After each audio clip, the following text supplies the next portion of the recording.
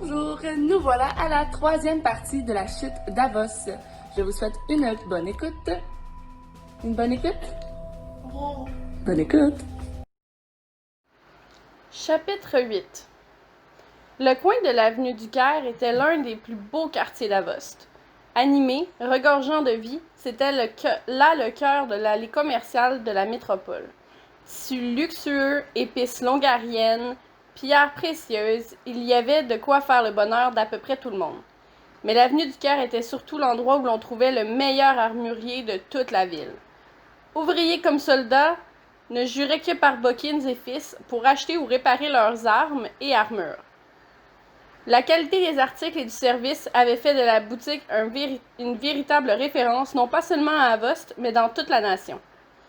Dès l'aurore, M. Bokkins était au rendez-vous pour préparer sa boutique à l'affluence monstre à laquelle il était habitué. Depuis 25 ans, le vieux propriétaire se levait ainsi chaque matin pour satisfaire sa clientèle la plus fidèle. Ayant terminé ses préparatifs, il tourna l'enseigne devant la vitrine de son magasin à 6 heures pile, faisant signe aux passants qu'il était prêt à les recevoir. Comme à l'accoutumée, la première heure fut relativement tranquille. Quelques réparations pressantes, 1 ou 2 achats compulsifs, mais rien qui sortit de l'ordinaire. À 7 heures, un chariot rempli de marchandises se gara devant son magasin.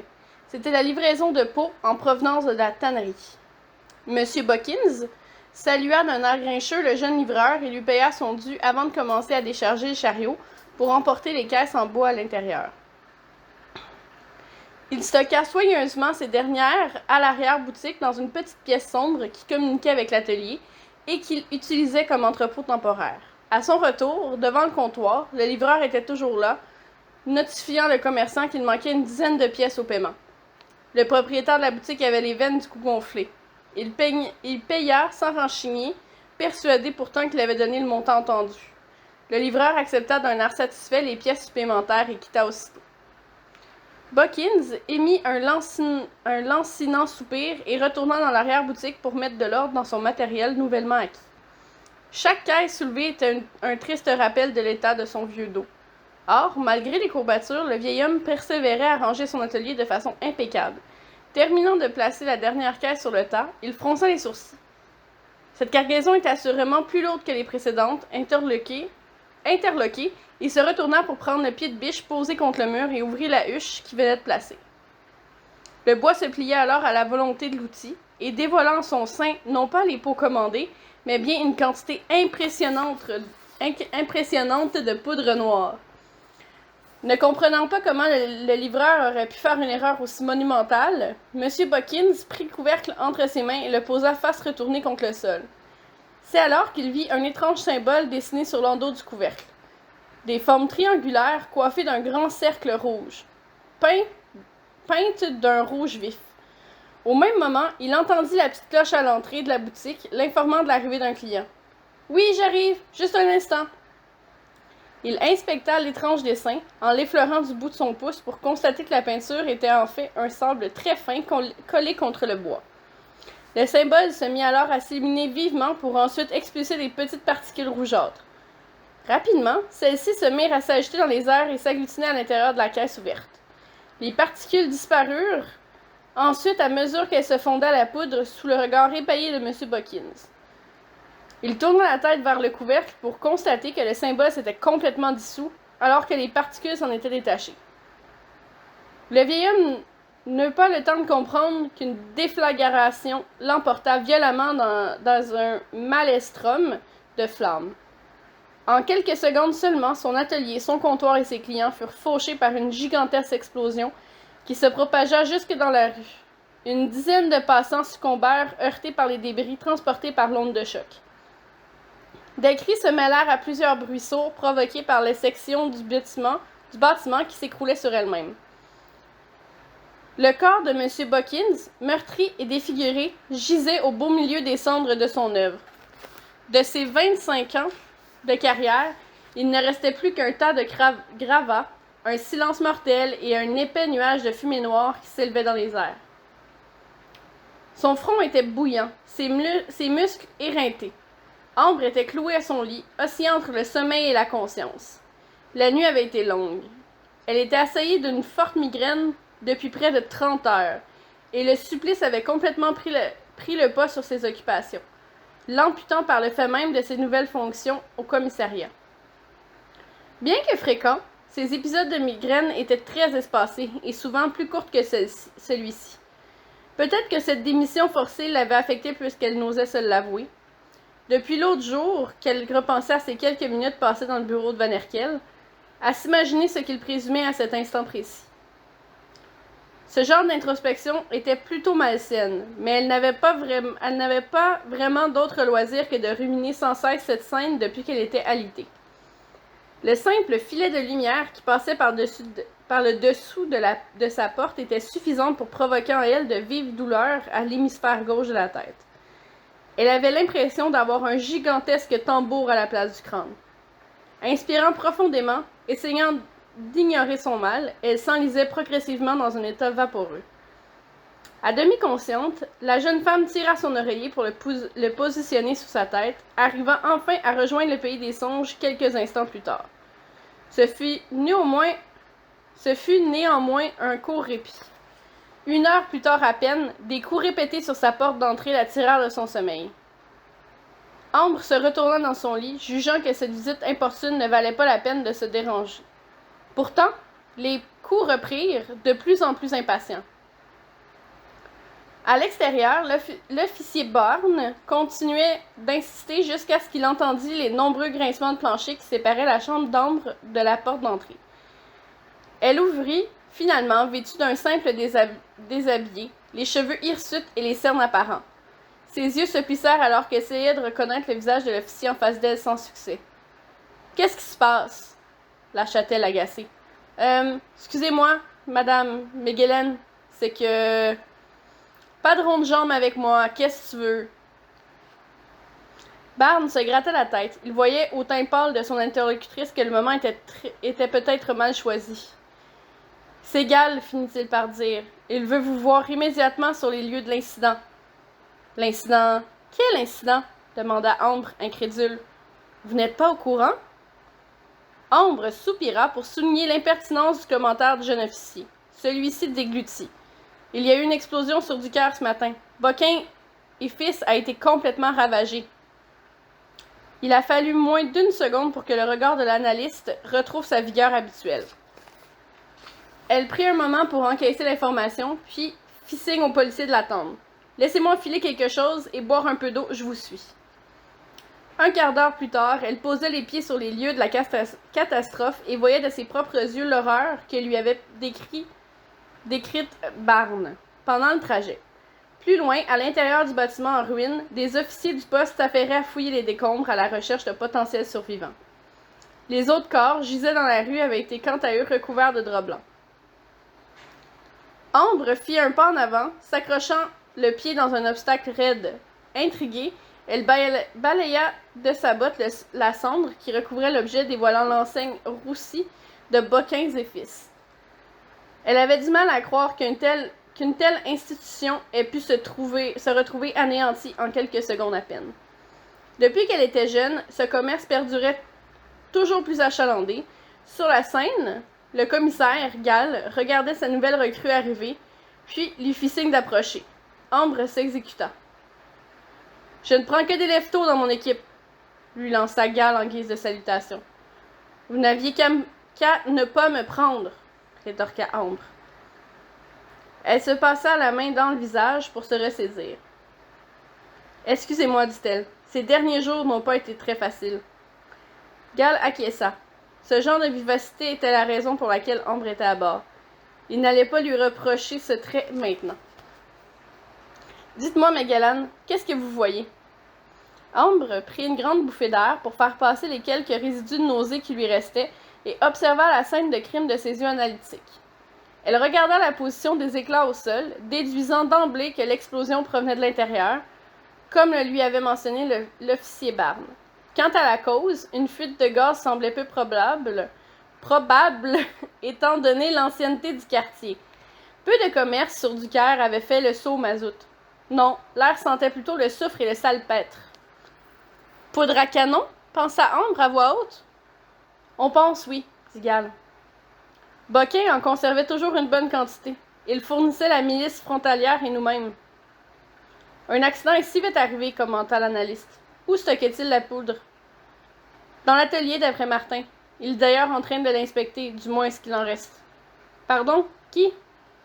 Ah, Cyril Martin, notre chef scientifique.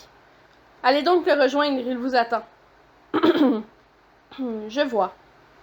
Ambre sourit. Elle reproduisait finalement ce qu'elle avait toujours fait au renseignement, à la différence près qu'elle regardait en face les indices plutôt que de les lire sur un rapport mal dirigé.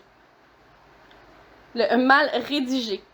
L'analyste avait du mal à se l'avouer, mais cette sensation de pouvoir prendre part à l'action l'enthousiasmait au plus haut point. S'avançant vers l'immeuble en ruine, elle dénicha un accès sous une poutre affaissée qui retenait un mur de pierre. L'analyste s'y glissa en priant pour que le mur ne tombe pas au même moment, et arriva à se frayer un chemin jusqu'à l'atelier. Son blouson était déjà maculé de suie et de taches de poussière blanche lorsqu'elle trouva Martin. « Bonjour, je ne crois pas que nous ayons déjà fait connaissance. »« Non, en effet, répondit Martin en lui serrant la main. En revanche, Gall m'a amplement parlé de vous. »« Ah bon? Je suis flattée. »« Vous ne devriez pas. Enchantée. » Ne sachant pas trop comment réagir à l'étrange commentaire du scientifique, elle l'interpréta comme une plaisanterie et falsifia un rictus. « Vous avez trouvé quelque chose d'intéressant? »« Pas vraiment. L'explosion semble avoir emporté la majorité de la marchandise avec elle. J'ai réussi à recaper une vieille pile de dossiers dans un classeur qui a été épargné, mais ça ne risque pas d'être d'un grand intérêt. »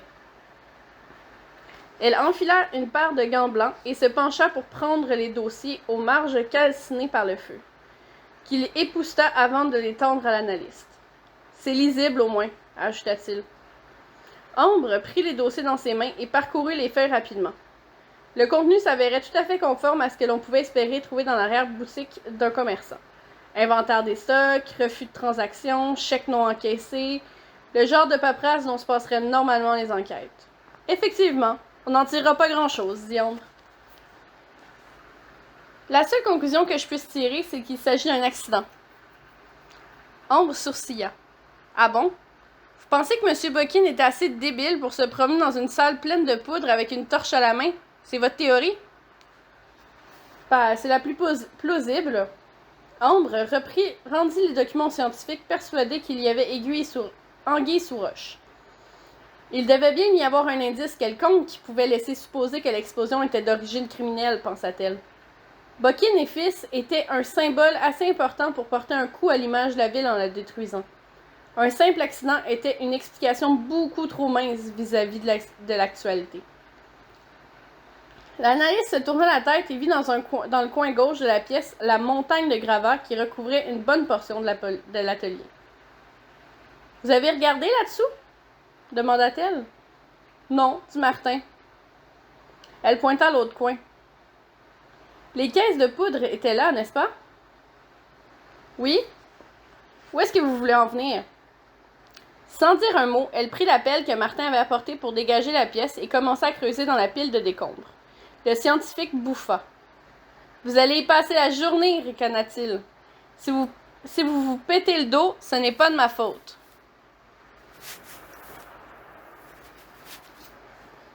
Au bout d'une dizaine de pelletées de gravats, qui ne manquèrent pas de faire tousser Ambre à plusieurs reprises, elle parvint à voir une sorte d'anneau qui, attaché à une pièce de métal au sol, formait une trappe courbée et lourdement abîmée par l'impact de l'explosion. Elle ne s'ouvrirait pas si facilement. Ambre déposa la pelle au sol et tenta de tirer sur l'anneau en vain. Plusieurs essais plus tard, la trappe ne cédait toujours pas. Essoufflée, l'analyste fit signe au scientifique de venir à ses côtés. « Vous pouvez me donner un coup de main au lieu de rester planté là et regarder? Vous savez. » Martin soupira, puis se déplaça vers elle d'une démarche désagréablement nonchalante. « Avec un peu d'entrain, peut-être? » ajouta Ambre en reprenant son souffle. « N'en demandez pas trop. » Ensemble, ils tirèrent 1, 2, puis 3 coups secs. Dans un grincement accompagné d'un long écho, la trappe s'extirpa de son enceinte. « La troisième fois est toujours la bonne, » s'exclama Martin. Ambre relâcha la poignée et s'éloigna de la trappe en prenant sa tête entre ses mains. Le scientifique se tourna vers elle, lui accordant son attention pour la première fois depuis leur rencontre. « Magellan, ça va? » Un instant. Ce soudain malaise était négligeable en comparaison du calvaire qu'elle avait enduré la nuit dernière, mais la douleur était tout de même trop intense pour être ignorée. L'analyste se massa les tempes pour se recentrer. Si elle avait pu quitter son lit pour arriver jusqu'ici, elle pouvait bien faire abstraction de sa migraine quelques minutes encore, le temps d'inspecter cette trappe. Elle se racla la gorge, renifla fortement, puis revint près de Martin, en contrôle de ses moyens. Le scientifique la dévisagea un moment, puis porta son regard vers le grand vide sombre que l'on voyait dans l'ouverture au sol. « C'est profond? » demanda Ambre. « J'en sais rien. » Martin étendit son bras pour prendre la pelle utilisée plus tôt par Ambre et la jeta dans le trou. Très rapidement, un lourd choc métallique se fit entendre, réverbéré en une longue finale. Les deux collègues se regardèrent incrédules devant l'étrangeté du son. « Je vais descendre, » décida Ambre. « Après vous. » Se cramponnant aux bordures de la trappe, elle se glissa à l'intérieur du trou et atterrit alors sur le sol. C'était obscur, mais les yeux de l'analyste s'habituèrent rapidement à l'environnement, puisqu'un large faisceau de la lumière du jour s'échappait depuis le fond de la pièce, au travers d'une grille. Toute la pièce était recouverte de longues et larges plaques de métal lourd, presque intactes, à l'exception seule du fond, qui, lui, était bombé légèrement vers l'intérieur. En s'approchant, Ambre vit les vestiges de ce qui semblait être un mont de charge à manivelle. Et à n'en juger par la grosseur des planches de bois qui jonchaient le sol, il devait être plutôt spacieux. « À quoi sert cet espace, à votre avis? » résonnait la voix de Martin depuis l'étage. « Aucune idée, mais on dirait une sorte d'entrepôt, » supposa Ambre. Bokin se servait, à mon avis, d'un mont de charge pour apporter du matériel depuis l'extérieur. Et cette trappe était sans doute une sortie de secours en cas de bris du mécanisme. Pourquoi le blindage? Qui donc ferait bâtir une telle salle sous son commerce pour la laisser vacante? Attendez un peu.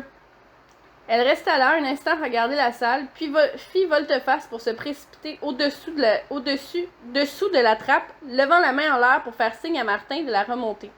« Dépêchez-vous, lui intima-t-elle. Perplexe, Martin soupira de nouveau et tendit la main pour aider Ambre à escalader l'entrée de service. L'analyste se hissa et se dépêcha aussitôt à remettre la main sur le tas de documents roussis que lui avait montré le scientifique à son arrivée. « Qu'est-ce que vous cherchez, bon sang? » demanda-t-il. Elle ne répondit pas, mais poussa un petit cri de satisfaction lorsqu'elle tomba sur la page qu'elle cherchait. Elle retira la feuille de papier de la pile, puis fit glisser son doigt le long de la colonne de données. Martin haussa les sourcils, ne comprenant pas le soudain intérêt de l'analyste pour ces documents, dont elle n'avait que faire à peine 10 minutes plus tôt. « Je m'en doutais, dit-elle enfin. Quoi donc? » Ambre tendit la feuille qu'elle avait entre les mains au scientifique. Une liste d'articles y était inscrite à la plume, à côté de laquelle plusieurs chiffres étaient inscrits. Un inventaire assez sommaire, rédigé à la va-vite. Regardez à la ligne 25, le stock de poudre à canon. Oui, je vois bien, et alors? Et alors, il est daté d'hier, et il est censé y avoir 40 barils de poudre dans le magasin. Je ne comprends pas où vous voulez en arriver, Magellan. Vous comptez faire la comptabilité posthume de notre pauvre victime? Ambre était sans mots devant la sottise de son collègue.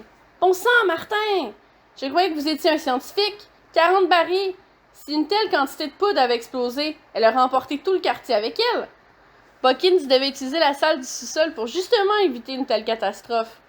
Or, elle est complètement vide à l'heure qu'il est. Martin se frotta le menton, essaya de comprendre par quel prisme Ambre analysait la scène. Donc, où est la poudre, à votre avis? Volée? Exact, dit Ambre, et je crois que cette explosion était censée nous faire croire qu'elle a disparu en fumée. Ambre mettait les pieds pour la première fois à l'intérieur du commissariat depuis son embauche. Elle entra dans la salle de réunion déjà pleine et prit place à côté du commissaire Gall, autour de la grande table à laquelle une dizaine d'autres policiers étaient assis. Cyril Martin joignit les mains et s'assura de s'éclaircir la voix avant de prendre la parole. « Vous savez tous pourquoi vous êtes ici, dit le scientifique. L'analyste Magellan a trouvé des éléments compromettants sur la scène de crime et... Avons-nous vraiment exploré toutes les options? Demanda Gal. Martin s'apprêta à répondre, mais fut devancé par Ambre. Toutes, déclara-t-elle en relevant une mèche de cheveux. Nous avons consulté plusieurs gens à l'externe et personne n'arrive à une autre explication quant à la présence de cette salle blindée. Et vous pensez qu'il pourrait s'agir de toute évidence, assura Martin. Qui d'autre qu'eux? Gal ferma les yeux plusieurs secondes durant et frotta nerveusement ses mains ensemble. Ambre ne l'avait jamais vue aussi fébrile. Si la mangouste est bel et bien en possession de cette poudre, expliqua Gal, ils vont vouloir s'en servir? Ou alors l'utiliser comme un outil de négociation, ajouta Ambre. Qu'importe, il faut considérer toutes les cibles possibles. Le magistère, le pensionnat des limiers et tout le tralala. Ambre acquiesça. Au fond de la pièce, un policier leva la main pour intervenir. Gal fit un geste pour l'autoriser à parler. « Oui, Flynn? »« Monsieur, si la mangouste est bien derrière cet attentat, cela veut dire qu'ils auraient tué des non-mages? Ils se mettraient à dos beaucoup de leurs militants, ça n'a pas de sens. » Ambre s'interposa. « Sauf si la mangouste ne revendique pas le vol de la poudre. » Le commissaire leva la main en l'air pour interrompre les discussions. « Magellan, nous devrions parler à votre frère de tout ceci, voir si son enquête a eu le temps de progresser. Martin, à quand remonte son dernier contact? »« Une bonne semaine, dit le scientifique. »« Espérons qu'il ait des infos pour nous, dans ce cas. J'irai personnellement le rencontrer au magistère avec Ambre. Nous n'avons pas de temps à perdre. La rencontre est close. » Les participants se levèrent de concert, saluant le commissaire alors qu'il quittait la pièce. Seul l'officier Flynn restait assis, fusillant Gal du regard. « Chef, vous êtes sûr qu'on va y impliquer davantage un mage dans cette histoire? Ils sont au cœur de cette affaire. Il a clairement un biais. Il a clairement un biais dans cette salle également, répondit Gal. Ne laissons pas cela nous empêcher de faire notre travail. Flynn ravala sa salive alors que les yeux de Gal indiquaient qu'il n'avait pas envie d'en discuter plus amplement. L'officier se contenta de hocher la tête et de se lever, saluant respectueusement son supérieur. « Bien, chef. » Gal retrouva Ambre dans le couloir adjacent. Celle-ci regarda Flynn marcher du talon alors qu'il se distançait de la salle de réunion. « Un cas problème, dit-elle. »« Pas d'habitude, répondit Gal. »« Vous êtes prête? » L'analyste fronça les sourcils. « Quand vous m'avez engagé, vous avez spécifié qu'il était illégal que je voie mon frère. Vous avez le droit quand c'est l'ordre du professionnel, voyons. » Elle lui offrit une moue qui oscillait entre l'incompréhension et l'irritabilité. « La voiture part dans 5 minutes, spécifia le commissaire en s'éloignant. Chapitre 9. Plusieurs jours s'étaient écoulés, retenu captif dans la lugubre salle de torture sous la tanière. Quiridon était dans un piteux état. Sa bouche était atrocement sèche et ses liens le faisaient souffrir. Les lourdes chaînes qui le suspendaient au plafond avaient laissé sur ses poignets des marques d'un rouge écarlate, tant elle avait creusé de profonds sillons. Plongé la plupart du temps dans l'obscurité complète, le jour et la nuit étaient devenus des concepts vagues pour le prisonnier, qui se retrouvait aveuglé chaque fois qu'on ouvrait la porte. Mis à part la visite quotidienne de ses geôliers, qui venaient le nourrir et l'abreuver, la mangouste semblait avoir complètement oublié sa présence. Tenaillé par la faim, Quiridon voyait passer les secondes comme des minutes, et les minutes comme des heures. Malgré la peur, le limier s'était accroché à l'espoir de sortir vivant de cet enfer. Il tentait de conserver un certain calme, qui lui serait utile dès qu'une occasion se présenterait. Tôt ou tard, les effets du coup de roue faibliraient, et il aurait alors plusieurs outils à sa disposition pour planifier son évasion. Déjà, il avait pu sentir depuis un temps que son lien avec la magie commençait à se désengourdir. À moins qu'on lui administre un autre coup de cet infâme objet. Quiridon se doutait qu'il pourrait bientôt utiliser ses pouvoirs, car même s'il était faible physiquement, la magie l'aiderait à supporter son corps. La porte s'ouvrit. Quiridon cligna plusieurs fois des yeux pour pouvoir distinguer une silhouette s'approcher. C'était Jen. D'un pas hâtif, d'une torche à la main, elle se précipita vers la table où elle elle se précipita vers la table où étaient exposés les objets de torture. Le mage vit qu'elle n'avait pas de gourde ni de nourriture sur elle. Il ne s'agissait donc pas d'une visite ordinaire. Elle soufflait, son front était couvert de sueur. D'un geste vif, elle agrippa le premier objet qui lui tomba sous la main, soit un grand hachoir dont la lame courbée était déjà tachée de sang sec. Quéridon frémissait à l'idée qu'elle veuille l'utiliser sur lui. Il ferma les yeux un moment effrayé, mais rien ne se produisit. La femme ne semblait même pas porter attention au jeune mage. Le limier la regarda fixer le hachoir d'un œil paniqué. Qu'est-ce qui se passe? Demanda le prisonnier d'une voix étouffée. Jen ne répondit pas. Équipée de son arme nouvellement acquise, elle fit volte-face et repartit aussi rapidement qu'elle était venue, laissant la porte ouverte derrière elle. On entendit dans le tunnel plusieurs coups de feu, quelques hurlements stridents, puis le silence revint rapidement. L'adrénaline s'empara de Quéridon. Sa respiration s'accéléra, ses muscles se tendirent. Les instants qui suivirent ces bruits semblent durer une éternité. Une minute entière passa, puis Jen revint dans la pièce, le visage en sang. Elle titubait. « Jen, dites-moi ce qui se passe. » Elle s'effondra mollement au sol. Sa respiration était toujours audible, mais on voyait que ses blessures l'avaient épuisée. Probablement qu'elle ne s'en tirerait pas sans attention médicale, pensa Quéridon. Il tira sur ses chaînes pour se lever. Peu importe ce qui était en train de se produire à l'extérieur, il ne semblait pas y avoir meilleur moyen pour se filer. Il enveloppa sa main droite autour de sa chaîne et essaya de faire le vide dans son esprit. Il devait penser à un sortilège qui ne consommait pas trop d'énergie. Il amassa les forces qui lui restaient et concentra dans sa main le peu de magie qu'il pouvait tirer dans cet état. Le limier s'éclaircit la voix et prononça en longarien l'incantation du sortilège de fusion. Sildris.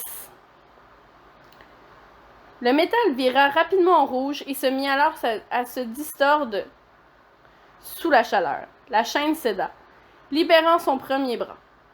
Quéridon répéta l'opération pour sa deuxième main en poussant un long soupir de soulagement dès qu'il fut extirpé de ses liens. Il était incapable de décider s'il était plus heureux de retrouver ses pouvoirs ou sa liberté. Dans le couloir, les coups de feu reprirent alors, coupant court à ce moment de béatitude. Il fallait sortir d'ici et maintenant. S'engouffrant dans le tunnel, chaque pied qu'il posait sur le sol terreux était accompagné d'une vive douleur au mollet. Ses muscles semblaient avoir oublié comment se mouvoir. On avait coupé les torches dans la plupart des endroits du repère, rendant le déplacement plutôt complexe pour le limier. Les sons de tir continuèrent de plus belle, alors que Quéridon croisa sur sa route plusieurs cadavres lacérés ou troués de plomb. Il retrouva finalement son chemin vers la pièce qu'il avait découverte à l'entrée, submergé par les affrontements. Camouflés derrière les rochers et le support de la caverne, des membres de la mangouste essayaient de repousser les intrus à l'aide de mousquets, qui, eux, contrôlaient l'accès à la trappe qui menait à la tanière. Heureusement, il restait toujours le point de sortie connecté au réseau d'égouts. Essayant de garder la tête basse pour éviter de se prendre une balle perdue, Quéridon passa rapidement au travers de la salle, ignoré par la majorité des participants de l'escarmouche, qui étaient davantage occupés à défendre leur vie qu'à l'arrêter. Il arriva à se loger dans l'ouverture, alors que le mur juste à côté de lui explosa en 1000 miettes sous l'éclat des projectiles. Quéridon trébucha. Derrière lui, les membres de la mangouste battaient en retraite devant la supériorité numérique des auteurs du raid, qui, eux, continuaient leur avancée fulgurante sans la moindre pitié. Quéridon se releva, puis serra les dents, s'accrocha aux parois du tunnel pour propulser chacun de ses pas. Il déboucha finalement sur la salle où étaient stockées les affiches de propagande, avec au fond l'entrée vers les canalisations de la ville, déjà ouverte. Au loin, une silhouette s'éloignait au pas de course. Ralenti par l'eau qui lui arrivait au haut des chevilles, le limier s'engagea dans le passage. Il reconnut alors les habits et le derrière de tête blond de celui qui tentait de s'évader. C'était Léocard. Quéridon serra les poings. Les intrus n'arriveraient pas à lui mettre le grappin dessus. Lui seul pouvait empêcher de filer entre les doigts de ses adversaires. Le limier se lança à sa poursuite du mieux qu'il le put, mais se rendit rapidement compte que Léocard continuait de le distancer. Il ne pouvait pas rattraper son rythme dans un tel état. C'était perdu d'avance. D'un geste de la main, Quéridon décocha un vif trait de lumière incapacitante à son endroit. Le sortilège pourpre frappa sa cible de plein fouet, faisant chuter son devancier tête première dans l'eau de la canalisation. Le limier accéléra le mouvement, arrivant à la rattraper, avant qu'il ne puisse se relever. Mais Léocard se retourna aussitôt pour lui asséner un coup de pied. Le mage culbuta sur le dos en poussant un cri. Son adversaire se releva, recrachant une bonne quantité d'eau, puis s'élança sur lui pour enchérir d'un coup de poing. Sonné, Quéridon sentit ses épaules être agrippées par le fuyard, qui le submergea sous la flotte poisseuse du canal. Il se débattit, essayant de se défaire de l'emprise du chef de la mangouste, mais ses efforts étaient futiles. Rapidement, il avait expulsé toute l'air que ses poumons pouvaient emmagasiner. Il suffoquait. Étranglé par la poigne toujours plus puissante de Léocard, d'un geste désespéré, Quéridon posa sa main sur le torse de son assaillant et relâcha une forte décharge d'air magique qui expulsa l'activiste au-dessus du sol, pour ensuite atterrir quelques mètres plus loin. Le limier sortit la tête hors de l'eau, puis s'étouffa en essayant de reprendre une respiration normale. Il avait bien failli y rester. Il se releva difficilement, sentant que le poids de ses vêtements s'était décuplé. Léocard, lui, était déjà debout, également trempé de la tête aux pieds. Les deux hommes restèrent là à se fixer de regards brûlants. L'écho des affrontements dans le tunnel retentissait jusque dans les égouts. « Vous entendez ?» lança Quéridon en bout de souffle. « C'est le son de votre défaite. Tout s'arrête ici. » Léocard lui servit un sourire teinté d'amertume. Il ne le savait que trop bien. Quéridon revint à la charge, enchaînant plusieurs coups de poing à une vitesse pathétique. Ses attaques étaient sans impact et Léocard n'avait aucun mal à les bloquer avant de contre-attaquer ensuite. Le chef de la mangouste empoigna le limier par les cheveux et le frappa au visage à plusieurs reprises pour ensuite cogner violemment sa tête contre la sienne. Une nouvelle fois, Quéridon plongea dans l'eau huileuse et odorante. Ses pensées devenaient confuses. Le sang qui s'expulsait de son nez se mélangeait aux autres liquides alors qu'il essayait de se sortir de là. On se reverra, limier, dit Léocard. Le chef de la mangouste fit demi-tour pour poursuivre son évasion. Les images qu'il voyait étaient floues, mais Quéridon pouvait entendre quelques bruits de pas distincts. 3 hommes passèrent à ses côtés, armés de mousquets, puis ordonnèrent à Léocard de s'arrêter. La résonance de leurs cris rebondissait dans tout le canal. Quéridon avait déjà entendu cette voix au commissariat. Il battit les paupières, arrivant à reconnaître vaguement l'uniforme des policiers de la ville. Jamais n'avait-il été aussi content de voir cette couleur. Léocard s'arrêta, levant les mains en l'air pour ensuite être rejoint par les 3 hommes qui procédèrent à son arrestation. Le lieutenant Reed passa les menottes au fugitif alors que son équipe le ramena à l'intérieur du repère. Il s'avança vers Quéridon, constata son état déplorable. Ses yeux étaient ouverts, mais ne répondaient à aucun stimulus. Reed essaya de communiquer avec lui sans succès. Il fit signe à l'un de ses hommes de venir plus près. « Celui-là est l'un des nôtres, dit-il. Allez me chercher un médecin, vite! » L'officier obtempéra alors que Quéridon glissait dans l'inconscient. Il n'avait maintenant plus besoin de lutter.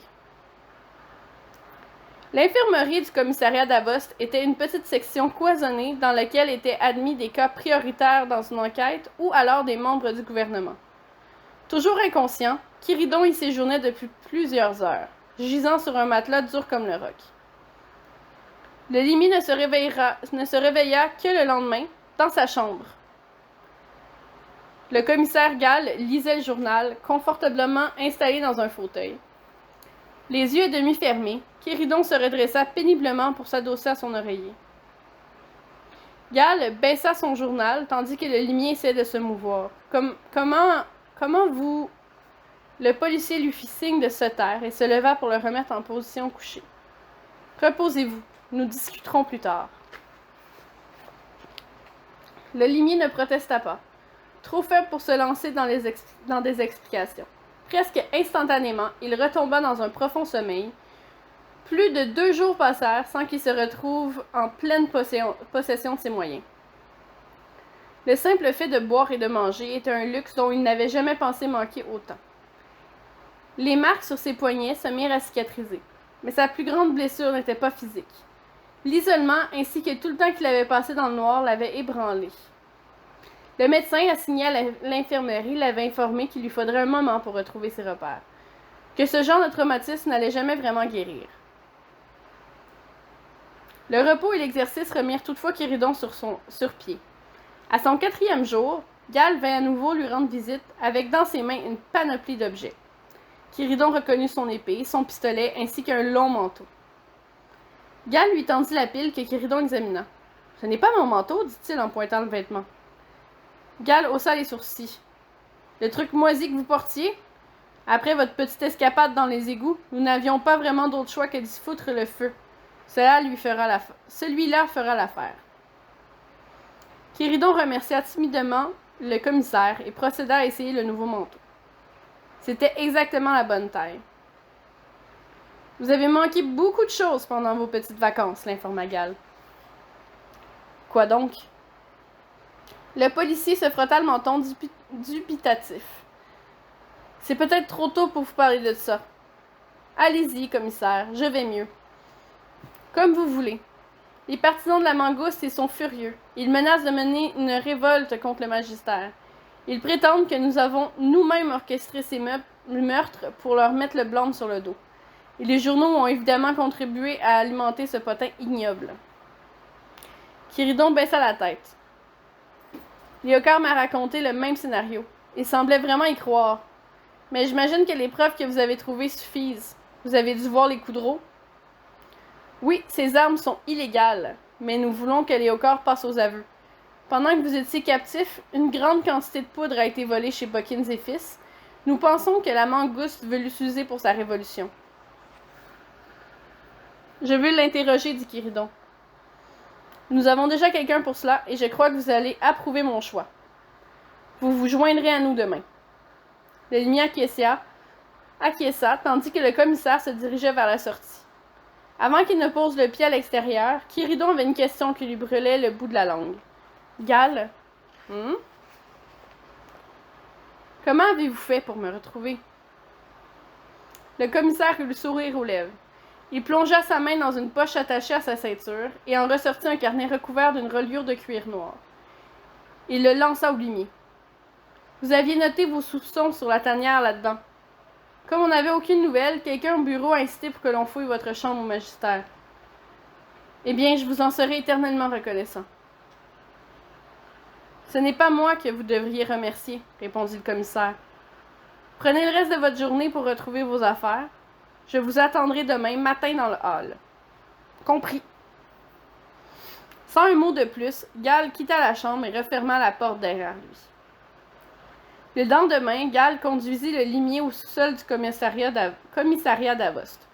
Au lieu d'emprunter le couloir menant au laboratoire de Martin comme la dernière fois, ils descendirent un étage plus bas.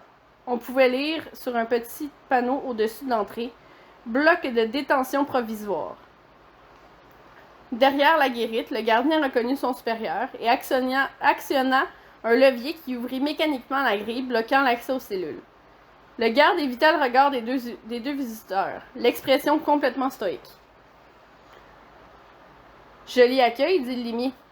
Vous n'avez encore rien vu, attesta Gale. Le commissaire freina le pas et fit signe au limier de passer devant lui. Salle d'interrogatoire 2. C'est là que nous allons. Quiridon tourna le coin et s'engagea dans le couloir, fait entièrement de béton. Il passa devant plusieurs cellules complètement isolées par de lourdes portes métalliques, impénétrables même par l'air. Il continua son chemin, de plus en plus intimidé par la froideur des lieux. « Qui est incarcéré ici? » demanda le jeune mage. « Ah, très peu de gens. La plupart des criminels vont directement au magistère recevoir le jugement. Mais les cas spéciaux, nous aimons d'abord les cuisiner un peu. » Quiridon déglutit. Il repensait à tous ces mages clandestins qu'il avait arrêtés par le passé, se demandant quel genre de traitement il avait bien pu subir par sa faute. « Je le vois à votre visage que vous êtes mal à l'aise. N'ayez pas trop d'empathie pour les crapules que nous avons ici. » Ils progressèrent dans le silence jusqu'à la salle d'interrogatoire 2. Dans le couloir, près de la pièce, Quiridon vit sa sœur tenant dans ses mains un épais dossier. Elle était vêtue d'une courte jupe noire et d'un chemisier aux couleurs de la police. Son petit frère remarqua également qu'elle avait coupé ses cheveux, lui donnant un look aussi glacial que l'ambiance du bloc de détention. Quiridon s'arrêta près d'elle. « Salut. » Elle ne lui adressa pas la parole. Son visage était de marbre, mais ses pupilles s'humidifièrent, dès qu'elle posa le regard sur lui. Ambre prit son frère par surprise et l'enlaça longuement. Elle essuya une larme, essayant de reprendre contenance. « Je suis contente que tu ailles bien, » dit-elle. Quiridon lui sourit. « Je ne croyais pas te voir ici. Je ne savais pas que les renseignements étaient sur le dossier. » Elle détourna le regard vers le sol. « Je suis avec la police maintenant. » Derrière eux, Gale croisa les bras et se racla la gorge pour attirer l'attention. « Vous ferez vos retrouvailles sous votre propre temps, sans que je le sache, bien sûr. » Ambre acquiesça, retrouvant sa froideur habituelle. Malgré qu'elle fût heureuse de le voir vivant, Quiridon pouvait percevoir une certaine amertume dans ses yeux. Il comprit que sa sœur avait peut-être à lui reprocher ce changement de carrière soudain. Peut-être payait-elle le prix de lui avoir montré les fichiers de vie-mère. Il évoquerait le sujet plus tard. « C'est votre première fois, dit Gale, à l'attention de son analyste. Vous vous sentez d'attaque? » « Je vais faire mon possible, répondit-elle. J'ai vu beaucoup d'interrogatoires, mais je ne suis jamais intervenue moi-même. Je ne sais pas si... Vous allez être parfaite, coupa le commissaire. Allez, c'est le moment de briller. Gale ouvrit la porte et laissa entrer Ambre avant de la fermer derrière elle. Quiridon et lui se placèrent à l'extérieur, alors que le commissaire fit glisser la fermeture d'une meurtrière de métal, laissant le loisir aux observateurs de voir et d'entendre l'interrogatoire. Au centre de la pièce se dressait une petite table en métal, sous laquelle 2 chaises se faisaient face. L'une d'entre elles était occupée par Léocard, la barbe négligée. Il était vêtu d'une combinaison en une pièce marquée d'un numéro, le 223. Ambre tira la seconde chaise et prit place, posant son dossier sur la table. L'analyste prit alors le temps d'ouvrir la chemise et de prendre possession de 2 documents qu'elle déposa délicatement devant elle.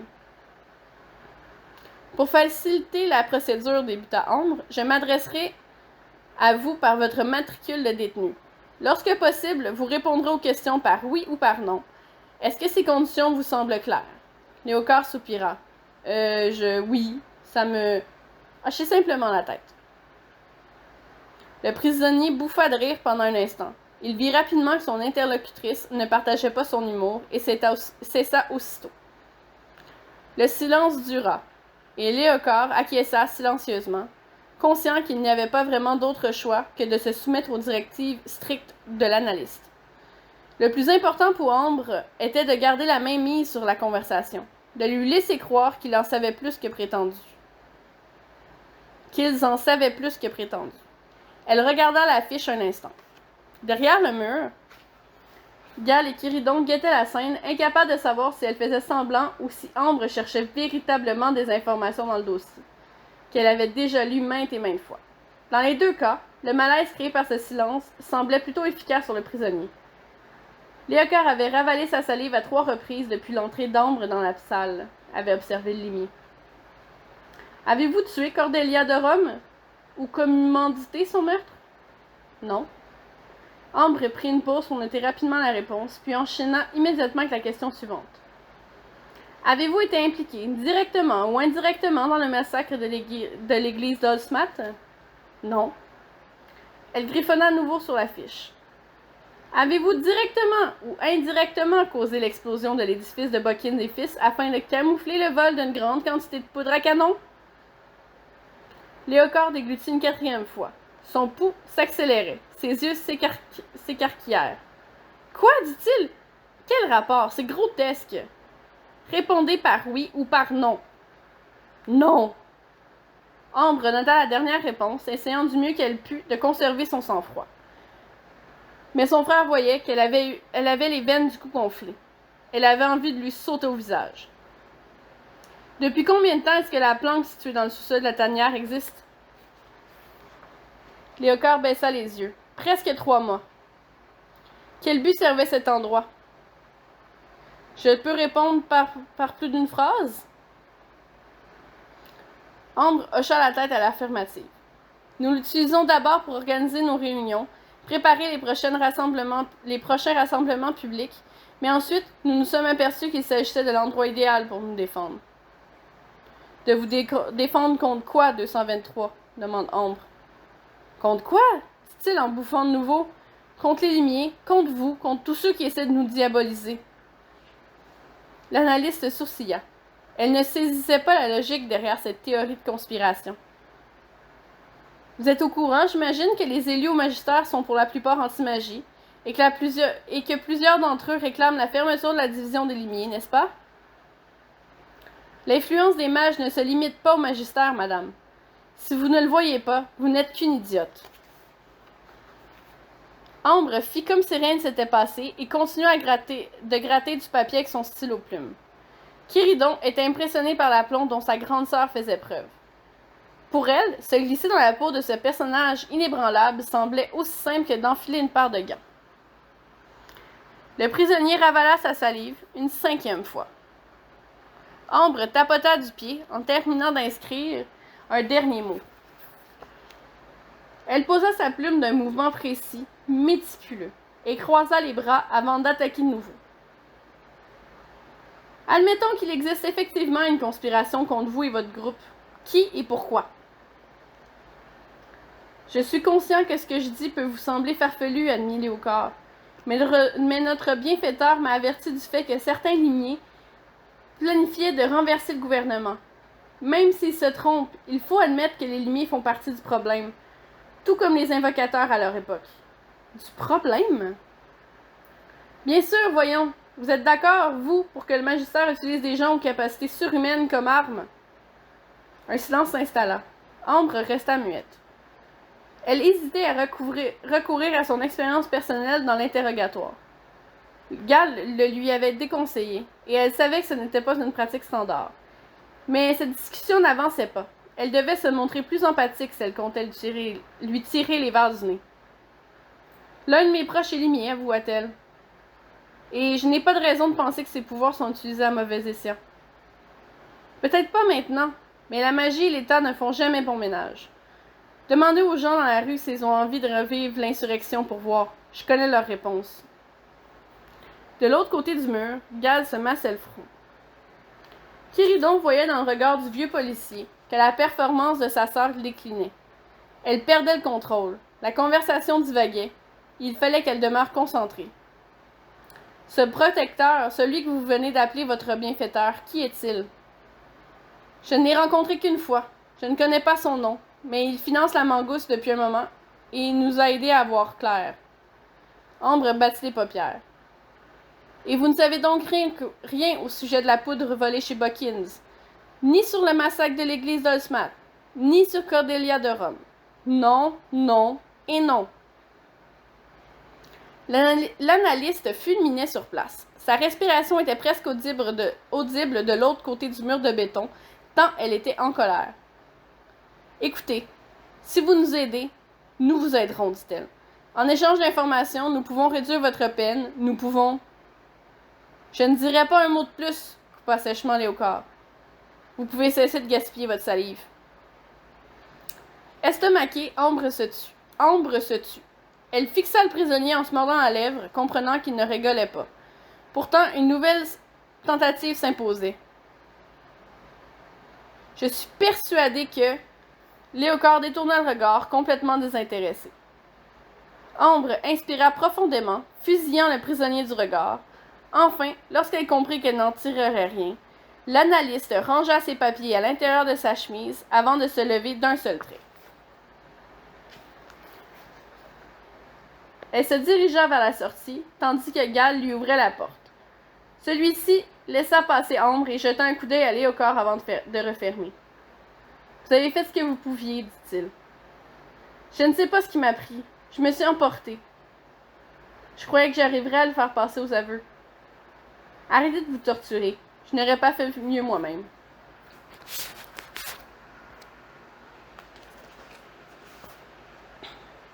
Chapitre 10. L'Assemblée extraordinaire battait son plein dans la salle du Conseil du magistère. Tous convoqués, les élus et les différents membres de l'appareil gouvernemental siégeaient dans l'immense salle aux imposantes boiseries ornées de motifs. Chaque quartier de la ville et des régions avoisinant Avost possédait l'un des 100 sièges de la salle, à l'instar de chacune des divisions du magistère. Débattant pendant plusieurs heures à chaque jour, plus de 8 assemblées spéciales avaient eu lieu depuis l'arrestation de Léocard. Le sujet du jour, tout comme celui des autres d'avant, portait entièrement sur la mangouste et sur ses intentions malveillantes. 2 autres meurtres de sang magique étaient survenus depuis l'interrogatoire du chef du groupe de pression, et la ville n'était plus sûre pour les mages, clandestins ou non. En réponse à la menace, plusieurs partis proposaient des actions radicales à prendre contre la mangouste, tandis que les élus les plus anti-magie proposaient presque la libération de Léocard par manque de preuves. Au sein de l'Assemblée, Quiridon, accompagné de ses collègues, observait les discussions enflammées se déroulant sur la tribune. Les bras croisés, la mine fatiguée, le jeune mage se remettait peu à peu de ses blessures, mais savait que le repos s'imposait s'il voulait retrouver son efficacité.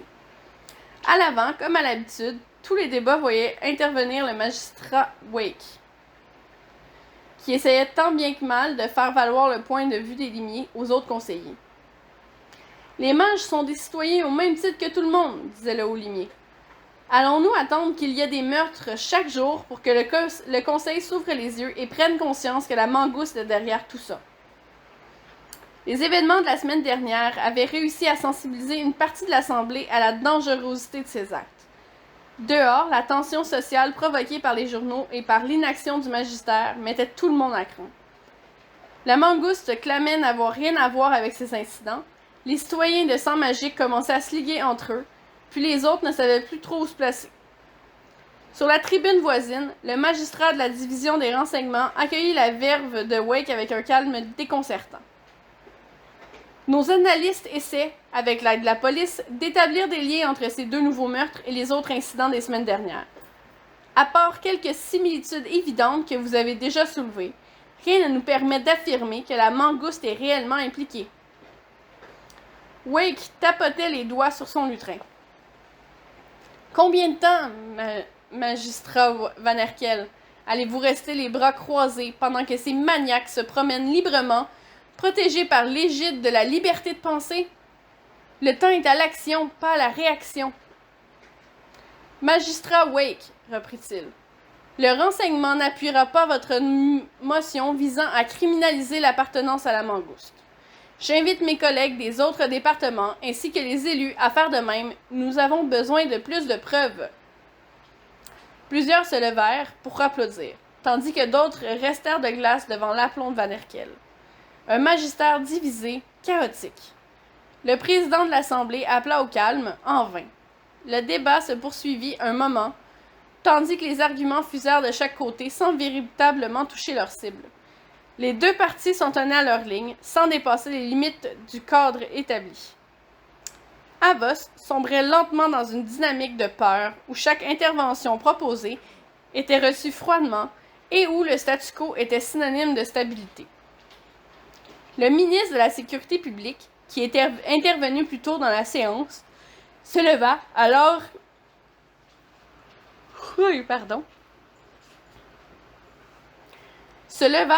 pour interrompre la querelle qui perdurait entre Wake et Van Erkel, et à laquelle s'étaient joints la plupart des élus. « S'il vous plaît, mesdames et messieurs, vous avez encore jusqu'à la fin de cette séance pour vous faire un avis sur la motion proposée par le magistrat Wake. Un peu de tenue. » Les paroles devinrent des murmures, puis s'éteignirent doucement, jusqu'à ramener le silence dans la salle du conseil. Pour ma part, continua le ministre, j'aimerais proposer une action neutre qui favorisera le maintien de la paix dans la ville.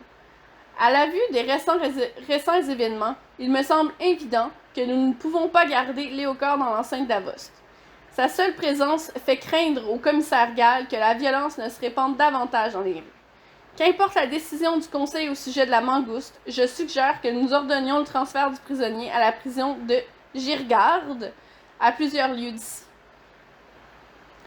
Toute la semaine, Gal et Ambre avaient essayé de cuisiner Léocard sans succès. Il se refusait toujours à admettre que son organisation avait quelque chose à voir avec les attentats.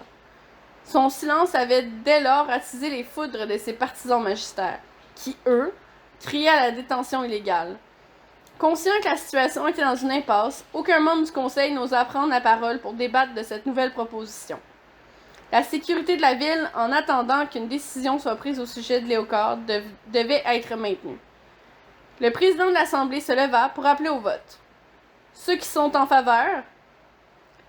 Presque toute la salle était alors debout, à l'exception d'un ou deux élus qui semblaient à moitié endormis sur leur siège. Adopté à majorité. Le commissaire Gall aura donc pour ordre d'organiser séance tenante le transfert du prisonnier 223 à Girgarde dès que ses troupes seront prêtes. Quelques applaudissements discrets suivirent avant d'être enterrés par l'ouverture brusque de la porte d'entrée. Le président de l'Assemblée, comme plusieurs de ses collègues, se tourna alors vers le hall où 4 policiers firent irruption en pas de course. Mené par le lieutenant Reed, il accourt jusqu'à l'avant, par la rangée centrale, et s'avança vers la tribune de Wake. Le magistrat descendit de sa chaise et conversa à voix basse avec Reed. Même depuis l'autre bout de la salle, Quiridon pouvait lire l'inquiétude sur le visage de son mentor, à mesure qu'il encaissait les paroles de son interlocuteur. Wake hocha finalement la tête et remonta pour s'adresser à l'Assemblée. Un nouveau corps vient d'être découvert, annonça-t-il gravement. Enregistré comme sang magique. Encore. Son regard se tourna alors vers la 5e rangée de sièges où les limiers au nombre de 20 étaient assis. Tara, Quiridon, je compte sur vous pour assister à la police pour ce cas-ci. En attendant, je me permets de demander à mes collègues de considérer ma motion au vote de tout à l'heure. Nous devons arrêter les responsables de cette hérésie. Les 2 limiers se levèrent, puis quittèrent discrètement la salle, rejoints par Reed et ses hommes. À l'extérieur, c'était la première neige. Les flocons s'accumulaient sur les trottoirs, tout comme les corps s'empilaient à la morgue. La nouvelle victime avait été retrouvée dans un vieil appartement de la basse ville. Un quartier malfamé, situé à quelques rues seulement de la tanière. Le bâtiment, penché légèrement sur le côté, accusait de l'âge et menaçait de s'effondrer à tout moment. On voyait dans la brique de profondes crevasses de la taille d'un poing trouver leur chemin jusqu'à la toiture, révélant des colonies de moisissures foisonnantes. Quiridon emboîtait le pas à Tara Rordan, alors qu'il se rapprochait du bâtiment à pied. Quelqu'un, quelque part, doit être content qu'un logement vienne de se libérer ici, ironisa Tara à la vue de l'entretien douteux de l'immeuble. Un policier dans le vestibule les conduisit jusqu'au 2e étage par l'escalier en colimaçon, où la porte de la victime était déjà entrouverte. Où la porte de l'appartement de la victime était déjà entrouverte. C'était un appartement à l'image du reste du bâtiment, sale, âgé et probablement peu dispendieux. Du verre brisé parsemait le sol alors que le cadavre gisait au milieu de la salle de séjour, face contre le plancher. Quiridon s'avança et circula autour de la victime. Pas de traces de blessure apparentes sur le dos, trop peu de sang sur le sol pour qu'il s'agisse d'une entraille à l'épée ou à la dague. Quiridon commença à avoir l'habitude de ces scènes morbides. Les détails lui venaient de plus en plus aisément dès les premières observations. Au fond de la pièce, la fenêtre éclatée semblait avoir été aspirée vers l'intérieur, à n'en juger par la quantité de morceaux dispersés sur le bois. Un tireur depuis l'extérieur? Théorisa Quiridon. Où est la balle alors? Dit Tara. Le limier souleva le corps pour retourner sur le dos, mais ne vit pas de blessure profonde, que des égratignures. D'accord, pas de tireur, admit-il. En posant le cadavre, il remarqua sur sa manche un résidu de cristaux métamorphiques bleutés, à l'instar des 2 autres scènes de crime inspectées par ses collègues cette semaine. La victime, tout comme Cordelia de Rome, avait probablement fait usage de ses pouvoirs pour essayer de se défendre. Mais la magie des citoyens non initiés n'avait que peu d'influence dans l'issue d'un combat. Il fallait souvent des mois, voire des années d'entraînement pour pouvoir maîtriser un sort offensif correctement. « Tu vois autre chose ?» dit Quiridon. « Non, scénario habituel, » répondit Tara. « Sauf que cette fois, le cadavre n'a pas de plaie. » Je me demande quelle est la cause du décès. » Quiridon acquiesça. Il devait forcément y avoir une arme quelconque impliquée pour que la fenêtre ait éclaté ainsi. Le limier scruta les murs à la recherche d'un impact de balle, mais l'état des lieux rendait la tâche assez complexe. « Il serait mort de simples coups de poing, poursuivit Tara. Quiridon secoua la tête. « Peu de chance, je ne vois pas d'échymose non plus. » Tara soupira, puis s'excusa en faisant un demi-tour vers l'escalier en colimaçon. « Je vais parler à l'officier. Peut-être que des témoins des appartements aux alentours peuvent nous en dire plus. » « Très bien. » Il regarda sa collègue partir et se retrouva seul à seul avec la dépouille encore fraîche de la victime. Il enjamba le corps et alla s'asseoir dans l'un des fauteuils de la salle de séjour, posant sa main sur la coudoir.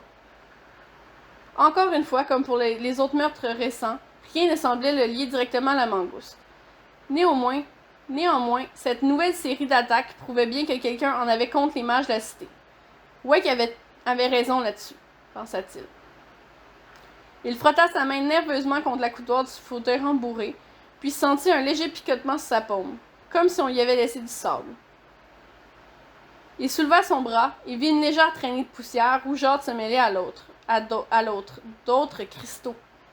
Il n'y accorda pas trop d'importance, mais se souvint alors que la couleur de ceux présents près du cadavre, ils étaient bleus. Les yeux du limier se mirent à paniquer, à s'agiter dans tous les sens. Il leva d'un seul coup et inspecta le fauteuil le plus près, pour s'assurer qu'il n'y avait pas la berlue. Il y avait bien deux types de cristaux complètement différents dans la même pièce. « Tara !» hurla-t-il à l'attention de sa collègue. Il entendit des pas pressés retentir dans l'escalier craquant. Tara Rordan accourut, essoufflée. « Qu'est-ce qui se passe ?» demanda-t-elle en reprenant son souffle.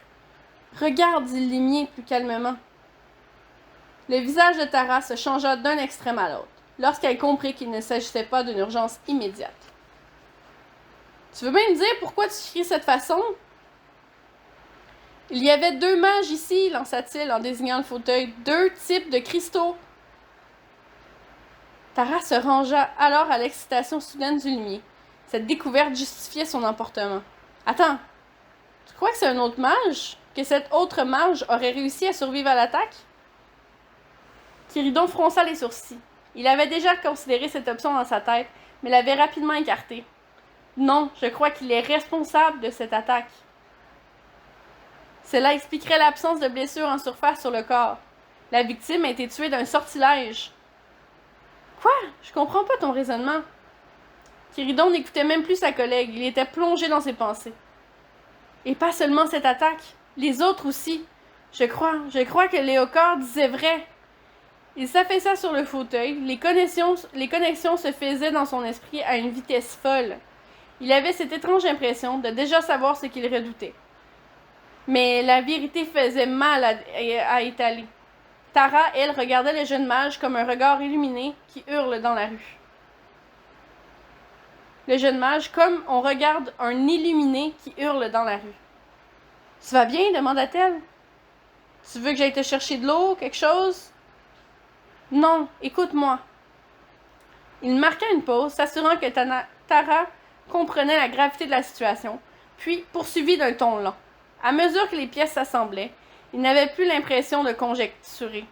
Tout avait maintenant du sens. Imaginez un instant qu'un groupe de mages aurait perpétré ces meurtres un à un dans le but de stigmatiser les groupes anti-magie et de forcer le magistère à prendre les armes contre eux. Les mages auraient ainsi la légitimité de demander plus de privilèges, d'utiliser leurs dons librement. Il déglutit bruyamment. Le pauvre était au bord de l'hyperventilation. Tara resta sans mot un instant.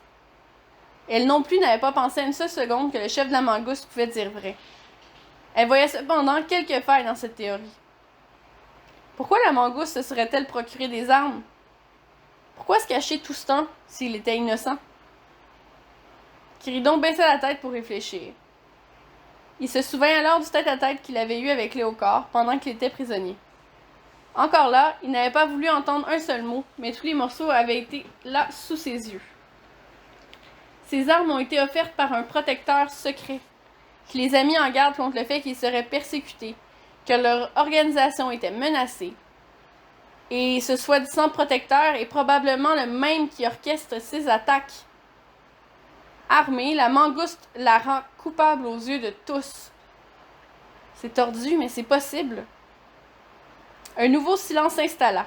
Les deux limiers se regardèrent, l'air grave. L'existence d'un tel complot était dure à avaler, mais devait être considérée avec sérieux. Tara faisait les 100 pas, taraudée par des questions. Mais alors, pourquoi cette fois le meurtrier a laissé des traces de son passage? Simple erreur de parcours, peut-être? Que le mage qu'ils ont attaqué était plus puissant que prévu, et qu'ils n'ont pas eu d'autre choix que de l'achever avec leur propre pouvoir, en nettoyant rapidement leurs traces derrière. Sans précaution, nous aurions probablement aussi trouvé des cristaux rouges sur le sol. L'expression de Tara trahissait un certain doute. Mais s'il y avait la moindre chance que son collègue ait raison, elle devait l'écouter. Nous devons avertir Wake. Malheureusement, notre lecture se termine ici. Soyez des nôtres jeudi pour entendre la suite.